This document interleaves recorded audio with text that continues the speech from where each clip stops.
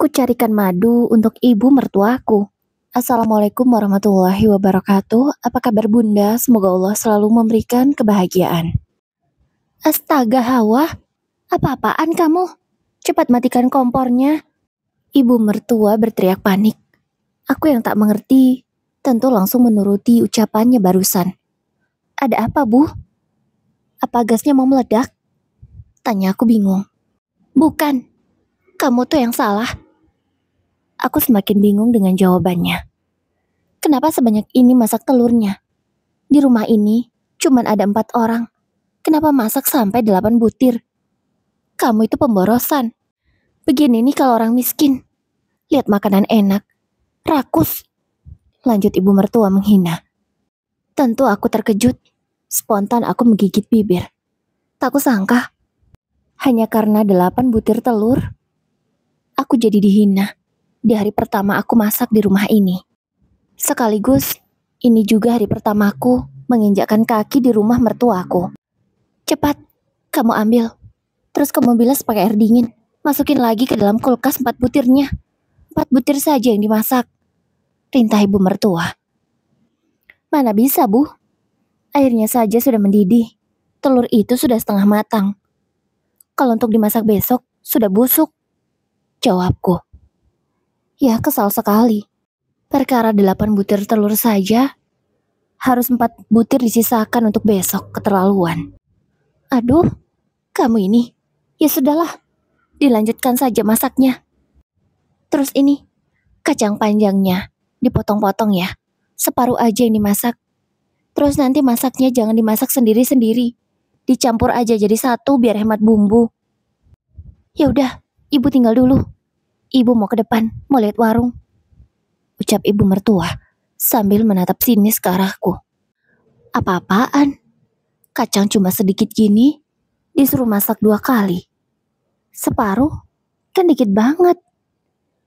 Mana nggak boleh dipisah masaknya, harus dicampur. Jadinya bukan telur balado lah. Namanya tumis kacang telur. Kayaknya mertuaku ini pelitnya tingkat dewa deh. Keterlaluan. Gumamku pelan. Aku hendak menggiling bumbu, tapi tak tahu di mana letak cobeknya. Sudah ku buka lemari demi lemari, tak ada kutemukan. Hingga mataku malah menemukan blender. Nah, pakai itu sajalah. Daripada bingung mencari cobeknya di mana entah. Batinku. Segera ku masukkan percabayan dan perbawangan yang sudah ku bersihkan tadi. Oh iya, tadi sempat juga ibu mertua mengurangi jumlah bawang yang aku pakai. Padahal menurutku itu sudah cukup. Tapi malah dikurangi hingga sangat sedikit. Dan aku yakin rasa masakanku pasti tak enak karena bumbunya terlalu minim. Kalau begini caranya, aku tak akan bisa hidup tenang di rumah ini. Makan saja dibatasi. Masak saja begini ribetnya. Nanti ku ajak ngontrak sajalah. Mas Fahri. Hawa, kamu mau ngapain? Kamu mau pakai blender untuk menghaluskan cabai itu? Tiba-tiba ibu mertua muncul. Iya bu, jawabku. Kenapa harus pakai blender? Cobek kan ada. Ini cobeknya di sini. Ibu mertua segera mengambil cobek yang berada di bawah meja. Ia meletakkan cobek itu sedikit terselip. Pantaslah aku tak bisa menemukannya. Ya wajar, aku baru pertama kali di rumah ini. Dan semuanya mencari sendiri. Tentu aku kesulitan. Ibu mertua lantas menuangkan cabai-cabai yang sudah kumasukkan ke dalam blender. Itu dicuci blendernya. Diulek saja. Kamu jangan boros di sini. Baru juga datang, sudah akan merugikanku. Kata ibu mertua. Merugikan apa, Bu? Aku kan cuma mau blender, bukan mau menghabiskan beras ibu. Kataku. Hei, kamu ngerti gak sih? Blender itu pakai listrik. Listrik itu bayarnya mahal.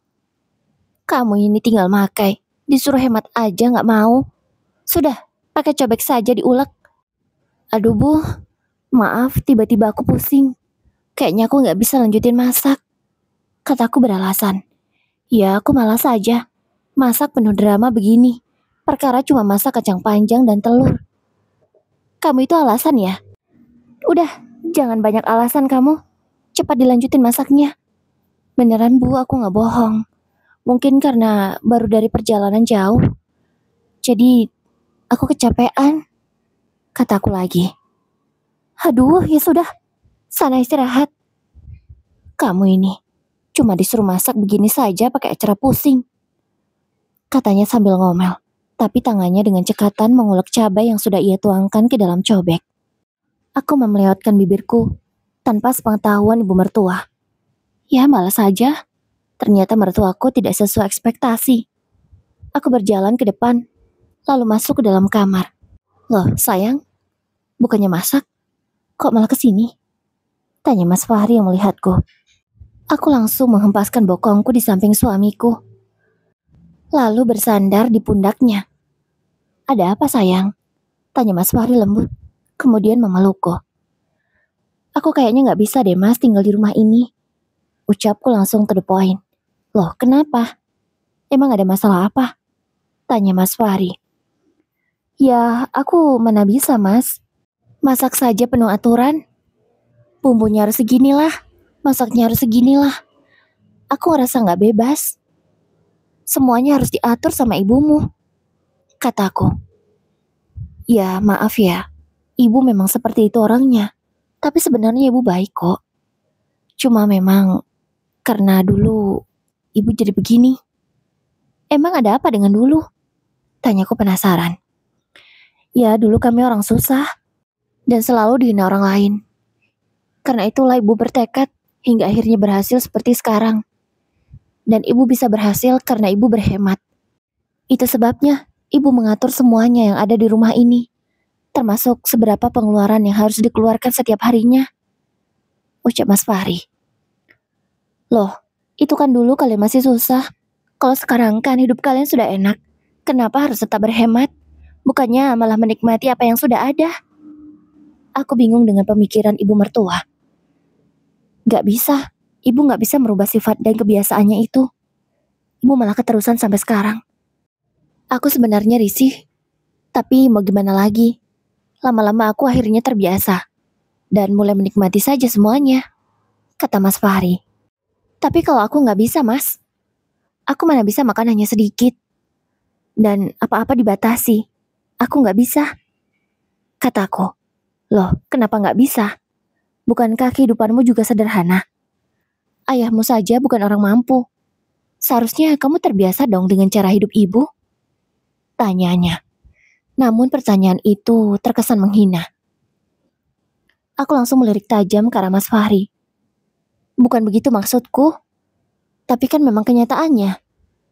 Katanya lagi. Aku memang bukan orang mampu. Aku hanya orang miskin.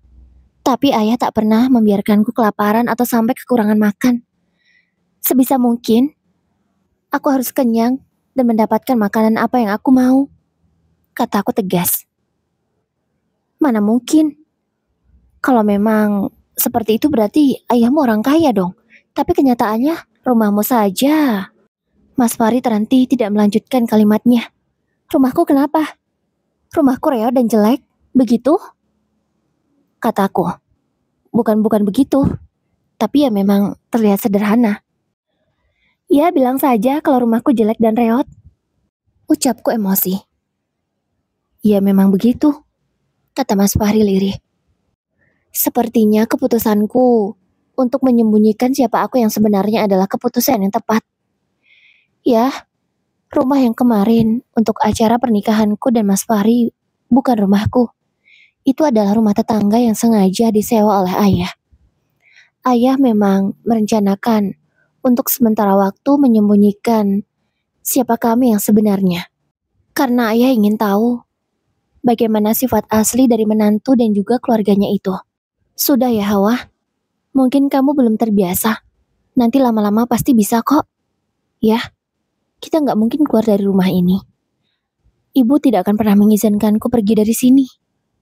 Kamu tahu itu kan? Kata Mas Fahri kemudian mengelus pundakku lembut. Udah ya, jangan marah lagi. Daripada bete, mendingan pumpung sepi. Mas Fahri melongok keluar. Dia melihat tidak ada siapapun. Karena memang ibunya sedang memasak di dapur dan bapak mertua sedang menjaga toko. Ya kalau sudah begini, tahulah apa maksudnya. Mas Fahri segera mengunci pintu dan melancarkan aksinya. Padahal ini siang bolong. Ya begitulah kalau pengantin baru. tidak kenal waktu. Setelah selesai, aku memilih untuk tidur. Ya capek sekali. Selain dari perjalanan jauh, aku malah semakin dikuras energinya. Pas kan, ini mumpung masih siang. Nyaman kalau untuk beristirahat. Lagi pula aku tadi bilang kepalaku pusing. Kalau Mas Fahri langsung keluar entah kemana. Aku pun tak memperdulikannya lagi. Langsung kupejamkan mata ini. Bangun Hawa. Terdengar suara seseorang mengetuk pintu dengan sangat keras. Dan suara itu adalah suara ibu mertua. Susah payah aku membuka mataku yang masih mengantuk. Ku buka pintu perlahan. Iya bu, ini sudah bangun, kataku. Kamu ini ya enak-enakan tidur. Cepat sana beberes. Dapur berantakan, piring kotor banyak. Sama rumahnya disapu sama dipel, katanya. Iya, jawabku malas. Aduh, apa sekali aku menikah dengan Mas Fahri. Di rumahku saja aku tak pernah beberes rumah. Semua sudah ada yang mengerjakannya sendiri. Tapi di sini, aku malah jadi pembantu gratisan. Gitu katanya orang paling kaya di kampung ini. Tapi pembantu saja nggak punya. Gumamku. Aku terpaksa mengerjakan semuanya, walau sangat melelahkan bagiku karena tak pernah mengerjakan hal ini. Selesai sholat maghrib, semua sudah berkumpul di meja makan. Aku hendak berdiri mengambilkan nasi untuk suamiku. Tapi, aku kalah cepat dengan ibu mertua. Beliau malah sudah berdiri dan memegang centong nasi. Dan segera menuangkan nasi ke dalam piring kami berempat. Kupikir hanya akan menuangkan nasi saja. Namun malah dilanjutkan dengan menuangkan lauk juga. Kami masing-masing dijatah 2 butir telur. Oh begini ya maksudnya. Andaikan tadi aku hanya memasak 4, berarti jatah makan malam kami hanya 1 butir per orangnya. Setelah telur, disusulah dengan kacang panjang yang memang dicampur. Dari bentuknya saja sudah tidak menggoda selera. Bagaimana? Karena bumbunya sangat sedikit. Bahkan tidak terlihat. Ketika ibu mertua tidak melihat ke arahku, aku segera mencolek. Ingin tahu bagaimana rasanya. Sumpah rasanya gak enak banget. Tidak karu-karuan. Tidak asin, tidak gurih, tidak manis. Dibilang hambar juga tidak. Entahlah, tidak bisa diungkapkan dengan kata-kata. Masakan model apa begini? Gumamku dalam hati. Sudah, siap semua. Ayo dimakan, kata ibu mertua. Cuma ini aja bu. Gak ada ayam goreng kah? Kini bapak mertua yang bersuara. Kamu apa-apaan sih pak? Sudah ada telur 2 butir masih juga nanya ayam goreng? Kata ibu menyentak. Bu, sesekali bapak juga pingin makan enak. Sekedar ayam goreng paling sekilo berapa? Gak nyampe 50.000. Ucap bapak mertua. Kamu ini pak, udahlah dimakan aja. Bukannya bersyukur malah nyari yang gak ada. Kan sudah ibu bilang, kita harus hemat. Kita bisa punya seperti ini, kalau bukan karena ibu berhemat, mana bisa? Jawab ibu mertua tidak terima dengan apa yang dikatakan oleh bapak. Aku kasihan sekali melihat laki-laki parubaya itu. Tubuhnya terlihat kurus, ya mungkin karena punya istri yang keterlaluan pelitnya. Plus, harus menuruti semua perkataan sang istri. Bapak mertua langsung terdiam. Kupikir akan lanjut makan, namun ternyata beliau malah berdiri dan pergi entah kemana. Dasar manja, teriak ibu mertua mengumpati suaminya. Aku hanya bisa melongo. Tak kusangka, situasi makan malam yang seharusnya hangat malah menjadi perdebatan seperti ini. Ya, tentu sangat berbeda dengan rumahku. Biasanya di meja makan rumahku yang sangat panjang, banyak berjajar menu-menu yang sangat enak. Ada sayur, ikan, seafood, daging, plus dengan buah-buahan segar yang tertata rapi dan siap disantap. Tapi di sini hanya ada nasi putih, air putih, dengan lauk yang seadanya begini.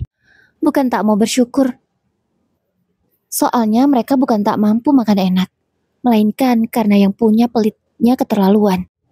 Udah, dimakan, ucap ibu memerintahkan kami berdua. Maaf bu, Hawa gak selera sama makanan ini, ucapku takut-takut. Ibu mertua langsung menatapku sinis. Begitu juga dengan Mas Fahri. Dia terkejut kalau aku berani bicara seperti itu. Apa maksudmu? Kamu ini cuma menantu di rumah ini. Dimakan saja apa yang ada. Jangan banyak tingkah. Kamu itu orang gak mampu, tapi banyak gaya. Telur sama kacang panjang tidak mau. Ucap ibu lagi. Tentu aku tidak terima dengan perkataannya.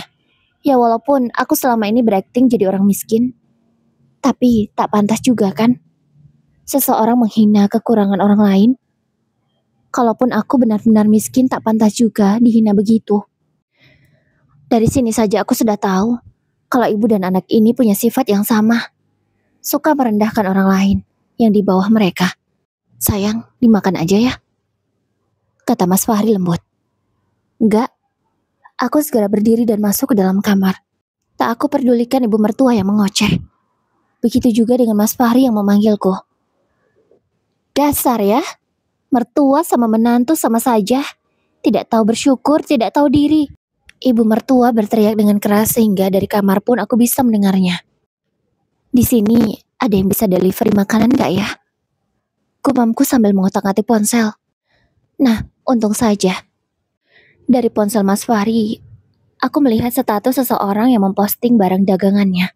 Dia menjual lauk matang yang siap santap. Dan menunya juga enak-enak. Ya layaknya seperti warteg lah. Segera aku telepon biar cepat.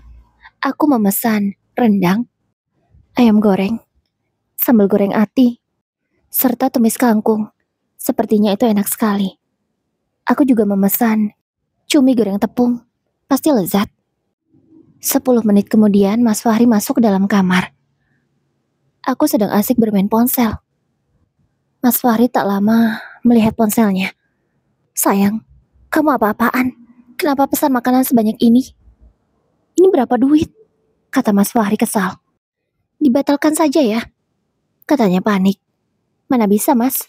Pesanannya sudah dibungkus. Ini lagi dalam perjalanan untuk diantar, kataku. Kamu ini kenapa sih? Boros banget. Ini berapa duit? Tanya Mas Fahri lagi. Berapa-berapanya aku belum tahu. Nanti orangnya kan bawa nota ke sini. Tinggal dibayar, susah banget. Ucapku kemudian fokus lagi bermain ponsel.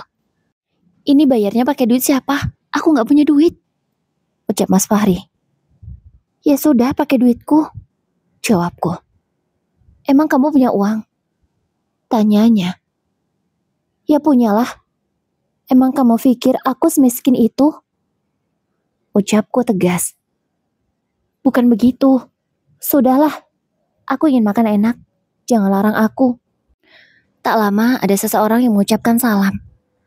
Buru-buru aku keluar. Itu pasti pesananku sudah datang.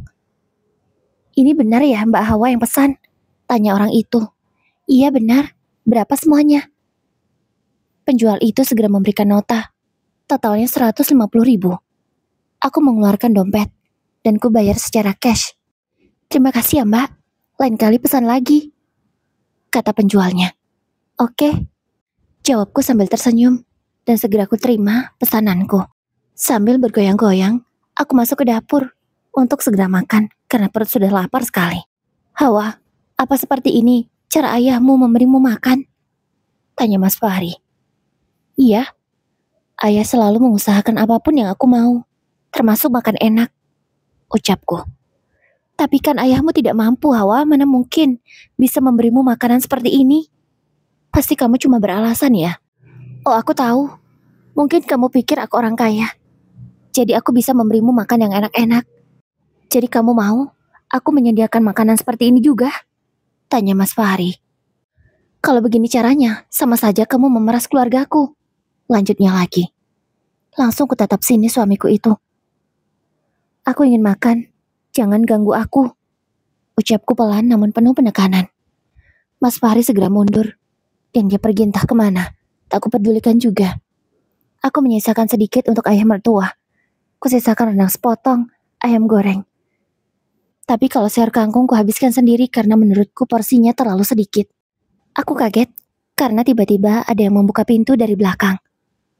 Loh, kamu lagi makan? Apa kamu tidak makan bareng mereka tadi? Tanya bapak mertua. Aku menggeleng. Hawa nggak selera sama menunya, Pak. Jawabku. Terus ini makanan dari mana? Tanya bapak mertua lembut. Tadi Hawa beli, pesan sama orang-orang sini. Tapi Hawa belum kenal siapa, kataku. Oh, gitu ya? Ya sudah, kamu makan yang kenyang ya, kata bapak mertua. Sini Pak, makan bareng. Ini Hawa beli banyak. Sengaja Hawa pisahkan untuk bapak, kataku. Kemudian kusodorkan lauk yang sudah kupisahkan tadi. Ya ampun, ini pasti mahal Hawa. Kamu pasti sudah menghabiskan banyak uang. Dari mana uangnya? Tanya bapak. Ini uang Hawa Pak, tidak minta sama Mas Fahri atau sama ibu, jawabku. Udah Pak, dimakan saja. Insya Allah halal, lanjutku lagi. Bapak mertua dengan semangat segera menyendokkan nasi ke dalam piring yang sudah ada lauknya tadi. Beliau makan dengan sangat lahap. Semuanya habis tidak tersisa. Aku tahu, bapak mertua pasti jarang makan enak begini. Alhamdulillah, semuanya enak Hawa, terima kasih ya, kata bapak mertua. Iya Pak, sama-sama. Ini biar bapak yang cuci. Kamu istirahat saja. Jangan Pak, biar Hawa saja. Nggak apa-apa, sudah sana, kamu ke kamar istirahat. Bapak mertua segera mengambil piring kotor yang ada di tanganku dan menyuruhku untuk beristirahat. Sepertinya aku akan dimanjakan oleh bapak mertua, tidak seperti ibu mertuaku. Kemudian aku berjalan ke kamar, karena memang piringnya tidak begitu banyak, jadi tak masalahlah kalau bapak mertua yang mencuci sendiri. Kenyang? Tanya Mas Fahri menyambutku dengan ketus. Aku mengangguk. Seharusnya uang itu bisa untuk makan beberapa hari. Ini malah untuk makan sekali, ucapnya lagi. Tapi tak kutanggapi, aku hanya diam saja dan lanjut duduk sambil bermain ponsel. Hawa, tiba-tiba seseorang berteriak dari luar. Sudah tahulah siapa? Siapa lagi kalau bukan ibu kuntilanak? Tapi kalau kuntilanak kan hobinya ketawa ya, sama nangis. Nah, kalau yang satu ini hobinya teriak. Jadi namanya apa ya? Entahlah. Ku buka pintu dengan malas. Kamu apa-apaan sih? Kenapa beli makanan dari luar sebanyak itu? Mana mahal sekali. Kata-katanya sama persis seperti Mas Fahri. Kan pakai uangku, bukan uang ibu. Jadi menurutku tidak masalah kan? Tidak merepotkan ibu, jawabku. Kamu ini ya, sudah miskin. Malah menghambur-hamburkan uangmu yang tidak seberapa itu. Ucapnya menghina. Nyesal aku merestui pernikahan kalian. Katanya keluargamu keluarga kaya, tapi nyatanya apa? Rumah saja sudah mau roboh. Pasti kamu keenakan ya tinggal di sini. Dan kamu berharap bisa makan enak terus. Jangan mimpi kamu, ucap ibu mertua dengan tegas. Oh, jadi ibu menyesal merestui pernikahanku dengan Mas Fahri? Kalau gitu sama dong, Bu. Aku juga menyesal masuk ke dalam keluarga ini, jawabku. Kamu kok kurang ajar? Fahri, ajari istrimu sopan santun, teriak ibu mertua. Ya lagi-lagi dia berteriak. Aku mengusap telingaku. Ya hampir saja. Kupingku ini budek gara-gara diteriaki terus. Udah Bu. Malam-malam bertengkar gak baik. Gak enak kalau sampai kedengeran sama tetangga, kata Mas Fahri berusaha melerai kami.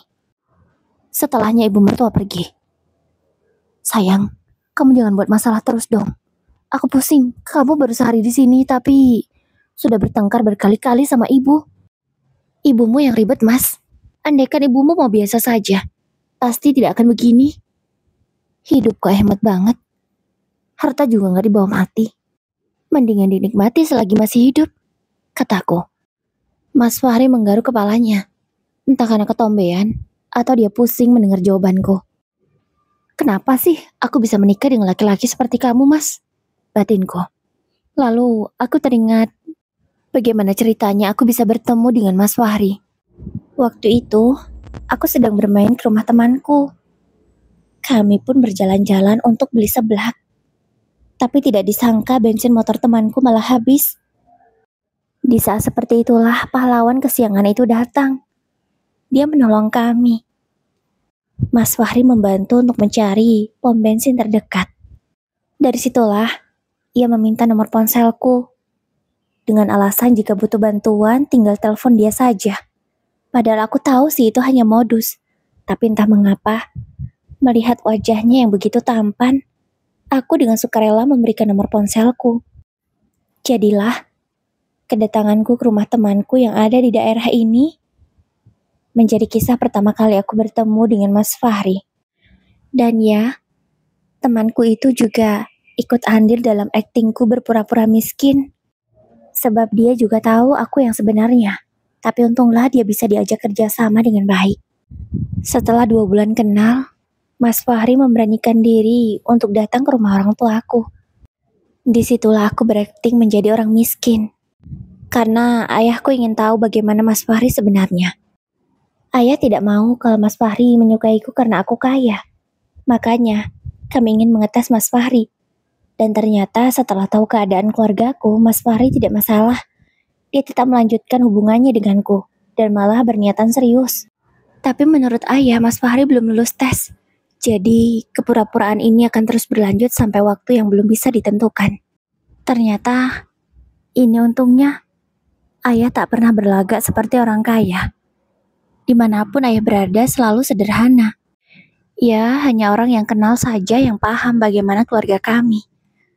Kalau seperti keluarga Mas Fahri, tidak tahu, jadi mereka percaya saja kalau kami ini orang miskin. Hari kedua di rumah ibu mertua, aku tidak diizinkan masak. Aku hanya ditugaskan mencuci baju dan juga membersihkan rumah. Ya, sepertinya ibu mertua takut kalau aku yang masak, nanti boros. Ini sarapannya, kata ibu. Ternyata pagi ini ibu mertua buat nasi goreng tanpa topping apapun. Padahal punya warung. Di warung itu ada frozen food, ada telur, tapi tidak ditambahkan sama sekali sebagai topping. Nasi goreng polosan begini benar-benar tidak menggugah selera. Tapi daripada ribut, aku terpaksa menghabiskannya. Untungnya, ditambahkan kecap, jadi rasanya agak lumayan lah. Oh ya, besok kita ada kondangan ke rumah bude kamu. Kita harus berangkat pagi-pagi, karena jaraknya cukup jauh, ucap ibu. Bude yang di mana, Bu? Tanya Mas Fahri. Yang di kecamatan seberang sana, jawab ibu. Oh, oke, Bu. Besoknya, kami semua sudah bersiap. Ibu menelisiku dari ujung kaki sampai ujung kepala. Kamu bisa punya baju sebagus ini? Kata ibu sambil memegang bajuku. Mungkin dia ingin tahu apa jenis kain yang dipakai untuk membuat gamis cantik ini. Iya, Bu. Ini memang bajuku, jawabku. Ini pasti mahal. Oh, ibu tahu. Ini pasti baju bekas orang kan dikasih ke kamu? Mana mungkin kamu mampu beli baju semahal ini? Kata ibu lagi. Oh iya, Bu, ini memang baju dikasih orang. Kataku mengiyakan ucapan ibu. Nah, sudah kuduga. Mana mungkin orang miskin sepertimu mampu membeli baju sebagus ini? Lanjutnya lagi menghina. Tapi tak kuhiraukan. Aku memilih menyusul suamiku saja. Aku duduk di mana, Mas? Tanyaku. Di samping lah. Aku yang nyetir, berarti kamu di sampingku. Jawab Mas Fahri. Kami semua pun masuk. Begitu juga dengan bapak dan ibu. Kamu gak mabuk kan? Tanya ibu dari belakang. Soalnya orang miskin seperti kamu pasti jarang naik mobil. Bahkan mungkin gak pernah. Awas ya, jangan muntah. Bisa kotor mobilku. Kata ibu. Kalau aku mabuk, aku sudah bawa plastik kok, Bu. Segera kutunjukkan plastik yang aku bawa. Sengaja, untuk berjaga-jaga. Mana tahu, aku tidak bisa naik mobil semurah ini. Ya, biasanya aku akan mabuk kalau aku tidak cocok dengan mobilnya. Karena kalau mobil murah biasanya guncangan sedikit itu terasa. Dan biasanya membuat perutku mual. Beda dengan mobilku yang ada di rumah.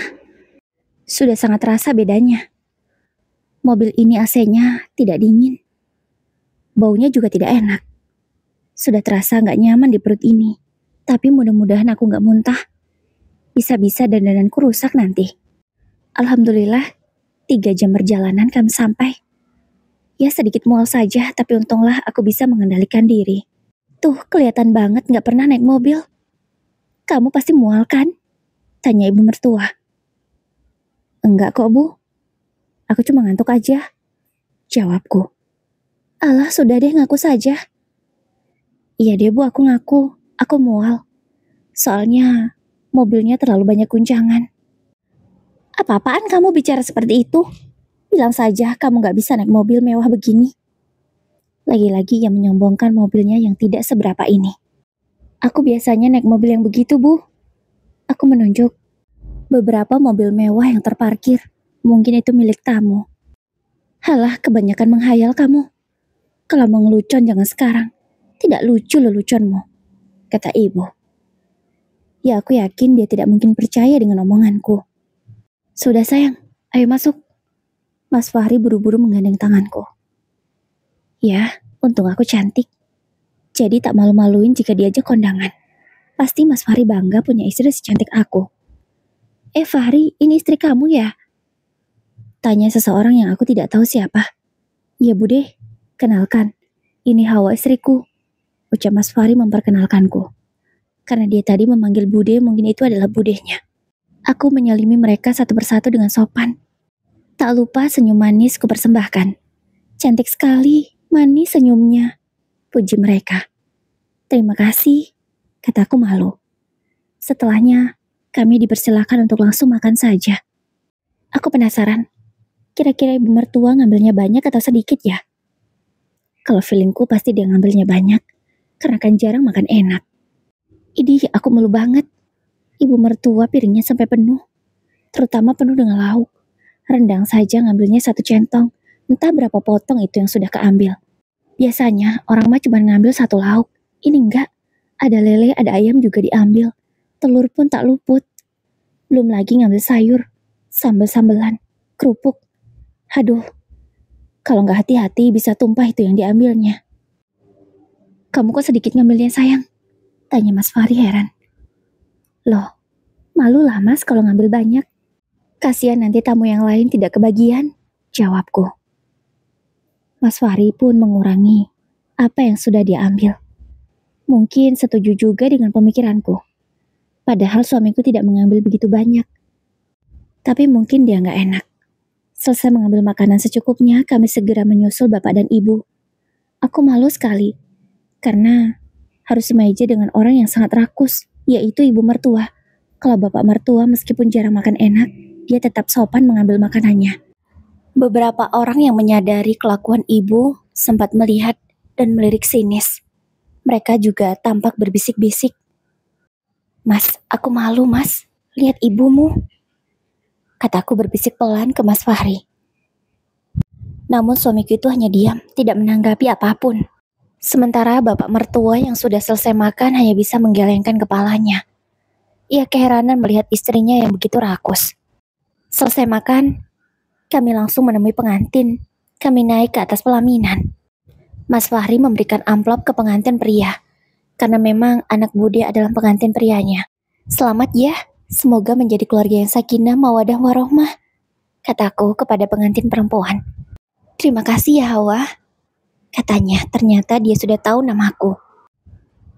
Setelah turun dari pelaminan, aku langsung bertanya ke Mas Fahri. Kok pengantin perempuan tahu siapa namaku? Apakah dia mengenalku atau Mas Fahri sudah mengenalkanku kepadanya? Iya, waktu itu pengantin perempuannya WA ke Mas. Dia nanya, siapa nama istriku? Ya Mas jawab saja kalau namanya Hawa. Berarti kamu sering chattingan sama dia dong Mas? Tanyaku lagi. Ya enggak lah, sesekali saja kalau ada yang ingin ditanyakan, jawab Mas Fahri. Oh begitu. Memang kalian ada hubungan apa? Temenan atau memang karena dia akan menjadi saudaramu? Tanyaku lagi. Sebelum sepupuku itu mengenal istrinya, aku terlebih dahulu sudah kenal sama istrinya. Kok gitu mas? Kok bisa? Tanyaku kepo. Ya soalnya dia mantanku, jawab Mas Fahri malu-malu. Oh mantanmu. Aku paham. Kenapa wanita itu tidak canggung chatting ke Mas Fahri karena memang mereka pernah punya hubungan. Selain yang sudah menjadi sepupumu tadi, ada nggak mas mantan lain yang nomornya masih kamu simpan? Aku jadi penasaran juga. Enggak, cuma dia. Karena memang mantanku cuma 1, jawab Mas Fahri.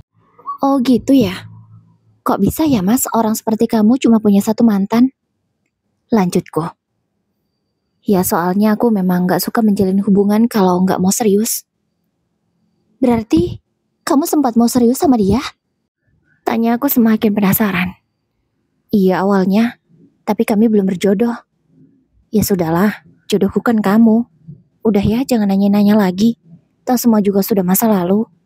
Sesampainya di rumah, tiba-tiba ibu mertua marah-marah tidak jelas. Kamu itu buat malu, Hawa. Aku yang bingung langsung melihat ke arah Mas Fahri. Emang Hawa salah apa, Bu? Tanya Mas Fahri. Iya, Hawa salah apa, Bu? Tanya aku juga. Ibu bingung. Ditanya sama saudara-saudara ibu, kamu kerja apa? Ibu gak tahu kamu kerja apa. Kamu kan pengangguran. Ibu malu banget. Ya memang aku pengangguran. Aku tidak bekerja. Tapi aku membantu ayah mengurus apa yang kami punya. Tapi ya sudahlah, tidak apa-apa. Lebih baik dianggap pengangguran. Tapi sebenarnya punya pekerjaan. Oh maksudnya bukan pekerjaan, melainkan usaha sendiri. Kenapa harus malu, Bu? Hawa menikah denganku bukan untuk bekerja, kan? Terlihat Mas Fahri membelaku. Ya sudah, bela saja terus istrimu itu. Muak ibu. Aku juga muak sama ibu. Kataku. Aku tak peduli lagi bagaimana perasaannya. Fahri, kalau istrimu terus melawan begini, lebih baik kamu ceraikan saja dia. Kamu menikah lagi dengan wanita lain yang lebih baik. Punya menantu satu kok begini kelakuannya. Punya ibu mertua satu juga kok begini banget kelakuannya. Timpalku. Tuh kan Fahri, dia gak sopan sama ibu. Makin hari makin kurang ajar. Gak suka ibu menantu seperti ini. Kamu dapat di mana sih perempuan model begini? Lanjut ibu. Bapak juga dapat dari mana sih istri modelan begini? Ya, aku terus menjawab perkataan ibu mertua. Aku tidak mau mengalah sama sekali. Mas Hawa langsung menarik tanganku. Ia mengajakku ke dalam kamar, pasti aku akan diceramahi. Hawa, tolong jangan begini. Apa kamu gak capek berantem terus sama ibu? Aku pusing. Ucap Mas Fahri. Aku juga pusing. Ibu selalu memprotes saja. Dan menurut ibu apapun yang aku lakukan itu salah. Lebih susah jadi aku, bukan kamu. Jawabku. Ya, aku tidak mau mengalah sama sekali. Karena memang aku tidak salah. 2 minggu kemudian, tiba-tiba ibu mertua mengumpulkan kami semua. Hawa, siap tidak siap, kamu harus mau dimadu atau diceraikan. Ucap ibu tiba-tiba membuatku bingung. Syok pasti, dan aku langsung melihat ke arahnya. Kenapa melihat ibu seperti itu? Biasa saja kali, ucapnya. Ya aku memang menatapnya tajam dan sinis. Maksud ibu apa, Bu? Fahri gak ngerti, kata Mas Fahri. Kamu masih ingat kan, sahabat ibu? Maksud ibu, Tante Reni? Iya. Kamu masih ingat dengan anak perempuannya yang cantik, yang bernama Fiona? Ibu malah suka kalau kamu menikah sama dia saja. Soalnya istri kamu ini gak bisa diatur. Ibu pusing punya menantu seperti Hawa, kata ibu. Bu, mana bisa begitu, pernikahan bukan main-main, Bu. Fahri gak mau lah, kata Mas Fahri menolak. Fahri, kamu sayang sama ibu gak sih? Selama ini yang membesarkan kamu itu ibu, bukan istri kamu. Yang membiayai hidup kamu itu ibu, bukan dia. Lanjut ibu lagi. Iya, Fahri tahu, tapi apakah urusan seperti ini juga ibu yang menentukan? Fahri, kamu itu anak ibu satu-satunya. Siapa lagi yang akan membahagiakan ibu kalau bukan kamu? Suara ibu melemah. Dia seolah-olah berakting menangis dan sedih. Bu, bukan begitu. Tapi kasihan Hawa, Bu. Tidak mungkin dia bisa menerima pernikahan keduaku. Aku juga mencintai Hawa. Aku tidak mau menikah lagi, kata Mas Fahri. Ia juga sembari mengelus pundak ibunya. Tapi aku hanya diam. Aku ingin tahu bagaimana selanjutnya keputusan Mas Fahri. Pokoknya ibu gak mau tahu, Fahri. Intinya ibu akan tetap menjadikan Fiona menjadi bagian keluarga kita. Titik. Ucap ibu tegas. Dan kamu Hawa, kamu harus menerima semua keputusan ibu. Kini ibu melihat ke arahku. Baik Bu, Hawa akan terima. Dan Hawa janji akan menjadikan Fiona ibu itu menjadi bagian keluarga ini. Ucapku sambil cengengesan. Ibu langsung melihat ke arah Mas Fahri, mungkin dia bingung kenapa aku bisa setenang ini. Tapi tanpa menunggu pertanyaan mereka, aku langsung pergi. Tak lama, Mas Fahri menyusulku di dalam kamar. Maksudmu apa, Hawa? Kok tadi bicara begitu? Ya nggak ada, kan aku cuma mau menuruti perkataan ibu, menjadikan Fiona bagian dari keluarga ini. Emang kamu siap dimadu? Tanya Mas Fahri. Ya enggak lah. Terus maksudmu? Kita lihat saja nanti ya Mas, kamu juga bakalan tahu. Kemudian aku tersenyum ke arah cermin. Senyumku penuh arti dan membuat suamiku semakin kebingungan. Aku segera berselancar di sosial media. Ku cari nama akun sosial media Fiona. Setelah 2 jam mencari akhirnya ketemu. Fotonya sama persis seperti yang ditunjukkan ibu mertua tadi. Kulihat semua koleksi foto-fotonya. Aku kaget, ternyata Fiona adalah adik kelasku. Wah, kesempatan yang bagus. Akan kumanfaatkan dengan baik ini. Ku inbox Fiona. Kupikir dia tak akan membalas. Tapi 15 menit kemudian aku sudah mendapatkan balasan. Dan dia ternyata masih mengingatku. Aku boleh minta nomormu? Tulisku lagi dan segera ku kirim. Tak lama pesanku dibalas. Dia juga sekaligus mengirimkan nomor ponselnya. Tanpa ragu, aku langsung menyimpan nomor itu. Ku chat Fiona. Dan ku katakan apa maksud dari ibu mertuaku. Ya ampun, mana mau kak aku menjadi istri kedua? Lebih baik aku gak nikah daripada aku harus dimadu atau menjadi madu. Ucap Fiona membalas pesanku. Nah, kalau memang kamu sepemikiran sama aku boleh minta tolong gak sama kamu? Tolong apa kak? Tanya Fiona. Dan seminggu kemudian. Bu, kita mau siapkan apa ya? Tanyaku ke ibu yang sedang sibuk memasak. Maksudnya siapkan apa? Memang siapa yang mau datang? Tanya ibu. Itu, Fiona sama ibunya mau kesini. Jawabku.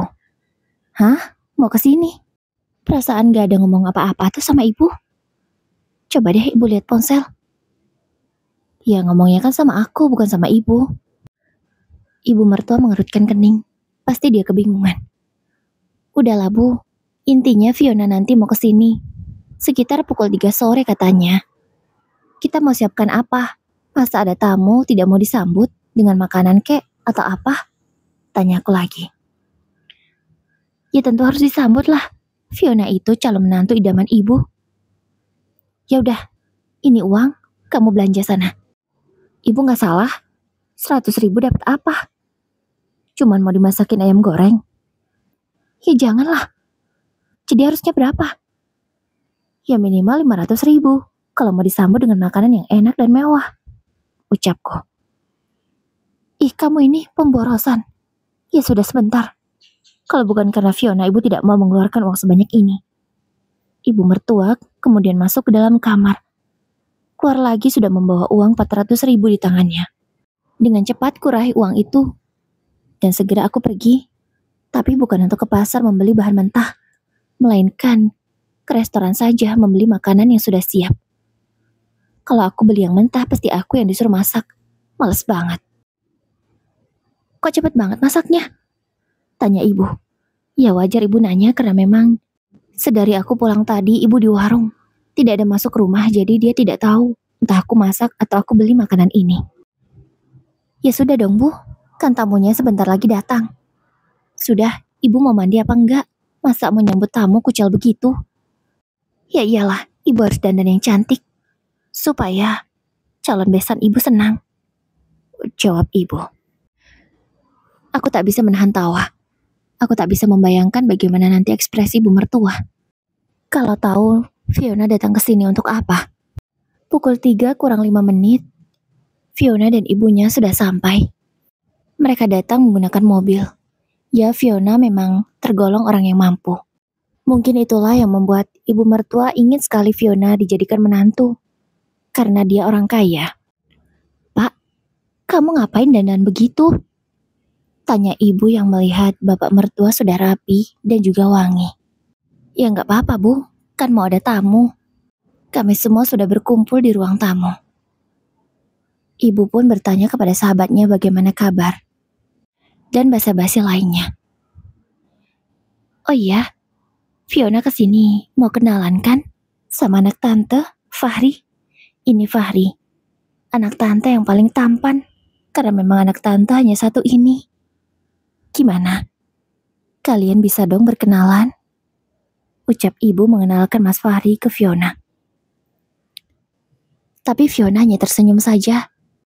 Malahan Fiona sesekali melirik ke ayah mertua. Tentu hal itu disadari oleh ibu. Fiona, tante mengenalkanmu sama Fahri, bukan sama suami tante, kata ibu. Maaf tante. Iya, mau kok Fiona kenalan sama Mas Fahri. Fiona memang menjawab begitu, tapi matanya tetap fokus ke ayah mertua. Selesai berbincang, kami pun makan bersama. Setelah itu Fiona dan ibunya berpamitan untuk pulang. Beberapa hari kemudian, bapak mertua tiba-tiba berpamitan untuk pergi. Ya, tak seperti biasanya. Mau kemana kamu, Pak? Tanya ibu. Bapak mau pergi sebentar, Bu. Boleh kan? Ya sudah sana, tapi pulangnya jangan lama-lama. Oke, jawab bapak singkat, kemudian segera mengendarai sepeda motornya. Sebenarnya bapak bisa nyetir tapi memilih pakai sepeda motor. Waktu terus berlalu. Rencanaku dengan Fiona berjalan semakin lancar. Bapak juga sesuai harapanku. Dia sering pergi dengan alasan ingin bertemu dengan teman. Padahal aku tahu dia mau pergi kemana. Aku senang banget. Sama kamu, aku bisa menikmati hidup. Tidak seperti ketika aku bersama istriku. Ucap Pak Budi dengan lembut ke seorang wanita yang seusianya. Apa benar begitu, Mas? Tapi Mas, Rita itu sahabatku. Aku gak tega deh, Mas, mengkhianati dia. Bu Reni menanggapi ucapan Pak Budi. Ya, aku tahu kalian bersahabat. Tapi kamu tahu kan bagaimana sifat Rita? Dia keterlaluan. Ya memang benar, gara-gara dia hemat, kami bisa punya. Tapi sekarang kan kehidupan sudah cukup stabil. Seharusnya tidak semua dibatasi. Aku muak lama-lama. Aku bosan, gak betah. Iya Mas, aku ngerti. Jadi, kamu mau bawa kemana hubungan kita? Aku sebenarnya gak tega sama Rita. Tapi aku sayang sama kamu, Mas. Reni dengan malu menanggapi ucapan Budi. Ya, mereka adalah kedua orang parubaya yang jatuh cinta di usia tua. Sejak pertemuan hari itu, tumbuhlah benih-benih rasa suka antara Budi dan Reni. Yang sebenarnya rasa suka itu sudah ada sejak lama. Tapi karena Rita dan Reni bersahabat, mereka tak melanjutkan perasaan mereka masing-masing. Budi memilih bertahan dengan Rita karena dia berharap istrinya bisa berubah. Tapi sampai Fahri menikah, tak ada perubahan yang signifikan. Malahan semakin hari semakin banyak aturan, pelit, dan tidak bisa membahagiakan suami.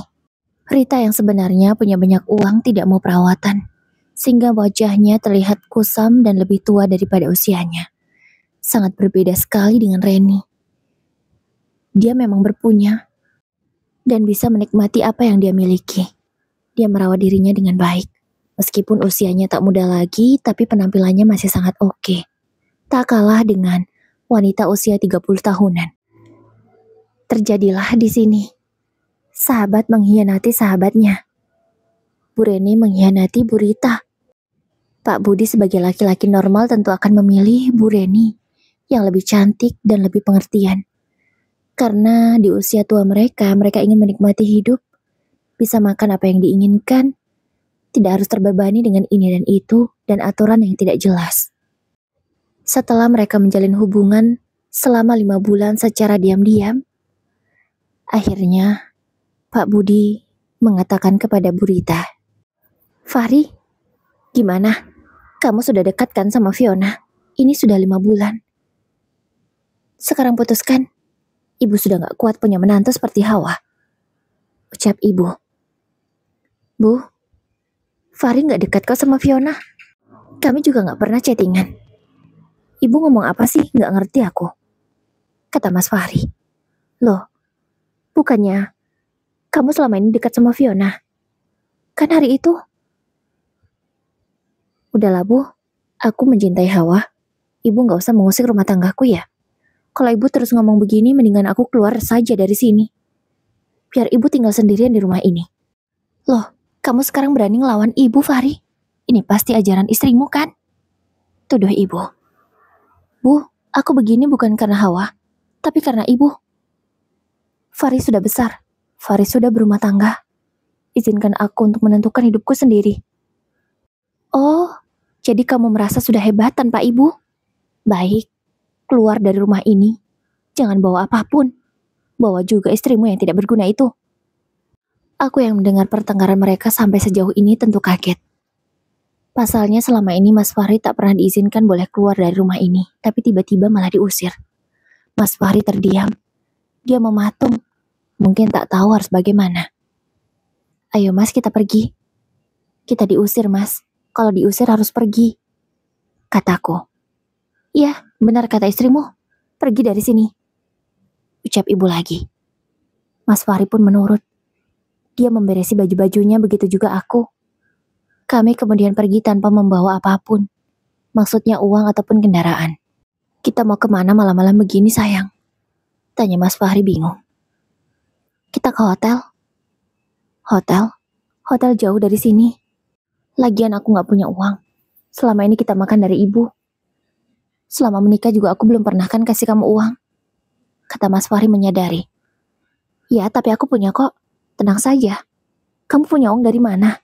Dari ayahku lah. Jawabku santai. Bagaimana ayahmu bisa kasih kamu uang? Sedangkan kehidupan.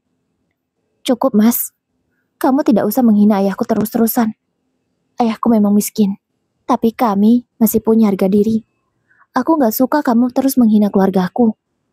Tegasku. Tapi memang kenyataannya Hawa. Cukup ya Mas? Aku membentak. Tak tahan lagi. Karena setiap kali membahas ayah, ia selalu merendahkanku. Lama-lama aku jengah. Hawa, kamu mau kemana? Tunggu. Aku berjalan terlebih dahulu. Tak kuperdulikan lagi suamiku itu. Bahkan malam yang biasanya aku takut, kini aku menjadi pemberani. Satu hari setelah kami keluar dari rumah, aku dan Mas Fahri ngekos. Yang bayar tentunya aku karena suamiku tak punya uang sepeser pun. Ibu nelpon dek, kata Mas Fahri. Ya angkatlah, kataku ketus. Aku masih bete sekali dengan suamiku. Ibu nyuruh kita ke sana. Katanya ada hal penting. Sekarang? Iya. Kami pun segera ke rumah ibu, katanya ada hal penting. Aku penasaran juga hal penting apa itu. Sesampainya di rumah, terlihat ada mobil Fiona. Apa-apaan kalian ini? Kamu sahabatku, Reni. Tapi kamu malah mengkhianati aku. Ibu berteriak ke Tante Reni. Wah, sepertinya apa yang kurencanakan dengan Fiona berhasil. Reni gak salah, Rita. Tapi kamu yang salah.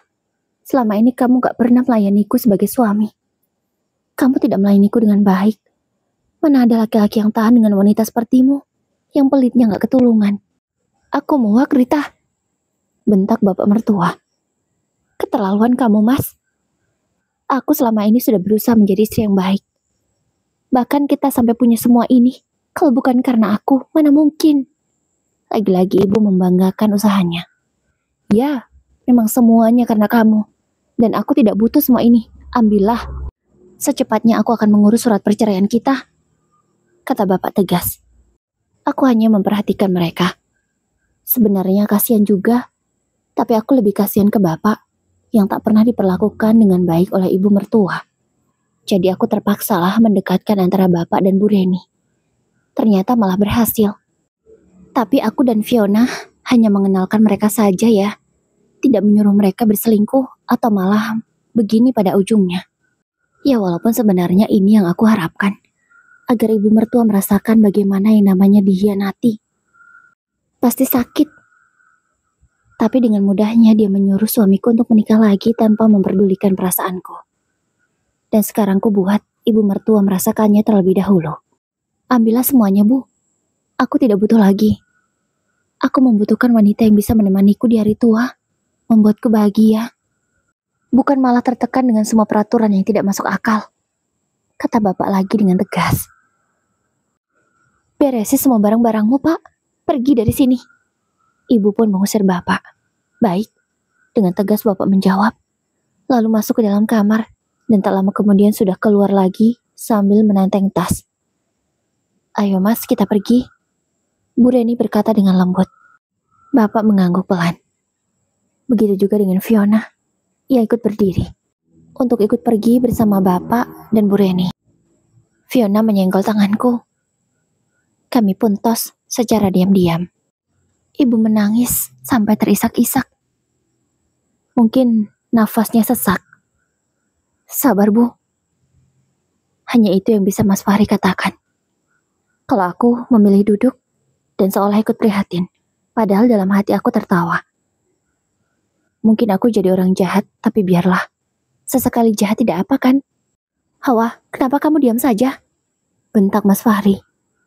Aku kaget. Lantas aku bertanya, terus aku harus ngapain, Mas? Ya kamu tenangin ibu kek apa kek? Jangan diam saja kayak gak berguna. Kata-kata itu sangat menyakitkan. Aku hampir saja meneteskan air mata. Karena selama ini aku tak pernah dibentak oleh ayah. Dan ini aku malah dibentak oleh laki-laki yang sudah menikahiku. Bukannya ikut menenangkan ibu, aku malah keluar dari rumah. Mau kemana kamu, Hawa? Teriak Mas Fahri. Urusi saja ibumu, tidak usah urusi aku lagi. Aku langsung meninggalkan rumah itu. Tak kuperdulikan lagi mereka berdua. Apa aku pulang saja ke rumah ayah ya? Aku kayaknya gak betah. Mas Fahri juga punya sifat yang sombong sama seperti ibunya, suka merendahkan orang lain. Dan dia itu gak benar-benar membela aku. Sebab dia terlalu tergantung sama ibunya. Mana mungkin aku bisa bertahan dengan laki-laki seperti dia. Pasti ujung-ujungnya ibunya lagi. Akhirnya aku putuskan untuk pulang ke rumah ayah.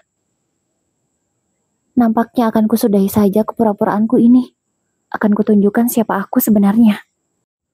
2 hari setelah aku pulang kampung, Mas Fahri datang. Kamu kenapa pergi tanpa seizinku, Hawa? Bentaknya. Iya, kebetulan aku sedang di rumah tetanggaku, yang waktu itu aku sewa. Emangnya kenapa? Kamu saja sudah membentakku, sudah menghancurkan perasaanku. Aku tidak mau lagi punya suami sepertimu yang kasar, kataku. Kamu itu gak bisa lihat situasi ya? Ibuku sedang berduka. Kamu bukannya prihatin, malah seenaknya. Kamu juga seenaknya, kamu suka menghina ayahku. Tapi kan memang benar, ayahmu orang tidak punya. Tidak seperti ibuku yang kaya. Tidak kusangka Mas Fahri akan mengatakan kalimat menjijikkan itu. Fahri, tiba-tiba terdengar suara ayah. Kamu boleh membanggakan apa yang kamu punya. Tapi kamu jangan pernah menghina orang lain. Ayah berkata lembut namun tegas. Melihat sudah ada ayah di belakangnya, Mas Fahri langsung tertunduk. Bukan gitu ya, Mas Fahri gugup. Ayah sudah dengar semuanya, Fahri. Dan maaf, ayah tidak bisa menerima kamu sebagai menantu ayah lagi. Silakan kamu ceraikan anak ayah. Ayah tak akan bisa menerima anak ayah dibentak. Atau kamu menghina orang lain. Siapapun itu, termasuk ayah. Karena sepertinya karaktermu ini kamu dapat dari ibumu ya. Mendengar ucapan ayah, Mas Fahri langsung berlutut. Ya, maafkan Fahri ya. Tidak begitu maksud Fahri. Maafin Fahri ya, mulut Fahri lancang, kata Mas Fahri sambil memohon ke ayah. Sudah cukup. Anak ayah sudah menceritakan semua yang terjadi di rumah tangga kalian. Maaf ya, ayah tak bisa menerimamu lagi. Ayah lantas memberi kode kepada 2 bodyguardnya yang setia mendampingi. Kedua bodyguard ayah yang berbadan besar itu langsung menyeret Mas Fahri. Bukan untuk dipukuli, tapi agar Mas Fahri menjauh dari kaki ayah. Ayo sayang, kita pulang. Ucap ayah. Aku segera mendekat dan ayah merangkulku, mengajakku pulang ke rumah kami yang sebenarnya, yang ada di sebelah rumah tetanggaku ini. Loh, kenapa kalian ke rumah itu? Bukannya masuk rumah ini? Teriak Mas Fahri. Rumah mereka yang sebenarnya itu. Kalau ini mah rumah kami. Dan Pak Jaya itu adalah bos kami, juragan di sini. Asal kamu tahu ya, kebun sawitnya saja 100 hektar. Itu yang sudah panen. Dan ada lagi yang baru ditanam 20 hektar. Kamu bisa mikir kan, seberapa kaya mertuamu itu sebenarnya? Ucap tetanggaku yang aku sewa rumahnya. Malah dia yang menjelaskan ke Mas Fahri siapa kami sebenarnya. Mas Fahri terbengong. Aku bisa melihatnya. Karena aku sempatkan menoleh ke belakang. Sampai sore Mas Fahri bukannya pulang. Ia malah berdiri di depan pagar rumah kami. Mau apa itu sebenarnya laki-laki? Tidak punya pendirian. Apa-apa ibunya? Kok bisa sih nak kamu menikahi laki-laki seperti dia? Kata ayah. Maaf ya, kupikir dia laki-laki yang baik. Karena mau serius denganku.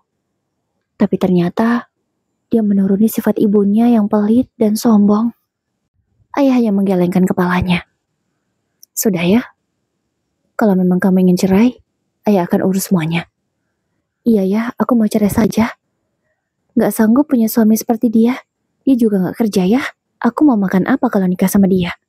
Ibunya aja pelit. Iya, keputusan yang tepat. Seminggu setelahnya aku mendapatkan kabar dari Fiona. Kalau mantan bapak mertuaku sudah mengajukan gugatan cerai ke pengadilan. Dan sebenarnya aku juga, ayah sudah mendaftarkan gugatanku ke pengadilan juga. Untung aku belum hamil. Jadi aku lega. Tuan, ada tamu di luar. Ucap bodyguard ayah. Siapa? Katanya mau bertemu Tuan dan juga Nona. Oke, silakan suruh masuk. Ternyata yang datang adalah Mas Fahri dan mantan ibu mertuaku. Mereka berdua langsung berlutut di kaki ayah. Maaf Tuan Jaya, kami tidak tahu kalau Tuan Jaya sebenarnya orang kaya. Potong ayah. Iya Tuan, maafkan kami. Tolong terima Fahri lagi sebagai menantu Tuan. Mantan ibu mertuaku itu memohon sambil memelas dan berusaha mengeluarkan air mata buayanya. Maaf Bu, Anda percuma. Memohon seperti apapun saya tidak akan pernah menerima Fahri lagi. Kalau memang tidak ada yang perlu dibicarakan, silakan pergi. Sebelum saya usir secara tidak hormat. Ucap ayah pelan namun sangat tegas seperti biasanya.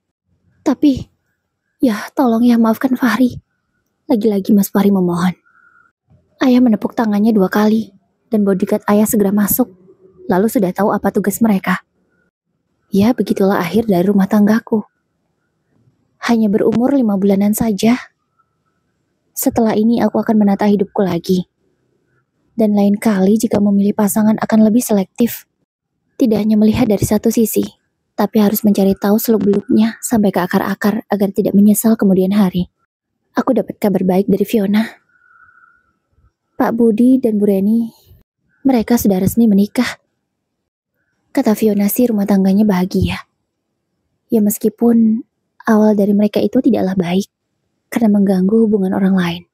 Tapi ya kalau dipikir siapa yang betah kalau punya rumah tangga yang tidak sehat begitu. Mendingan cerai dan mencari yang lebih baik.